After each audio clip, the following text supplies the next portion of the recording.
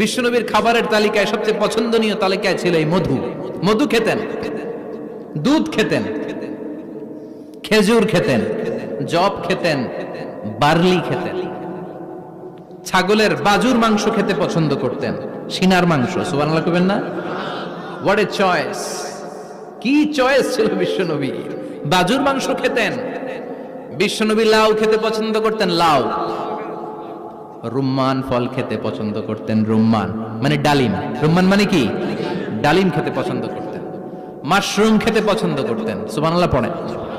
মাশরুমের soup পাওয়া যায় না রেস্টুরেন্টে? বিশ্বনবী বলতেন, আল কামআতু মিনাল মান্নি ওয়া মাউহা শিফাউন লিল আইন। এই কামআহ মানে মাশরুম, ব্যাঙের ছাতা, এটা হলো মান্না সালোয়ার মতো দামি খাবার। আর এই মাশরুমের স্যুপ চোখের জন্য মহৌষধ। যাদের রাত কানা দিন কানা আছে, মাশরুমের স্যুপ খান, চোখ ভালো করে দিবে কে?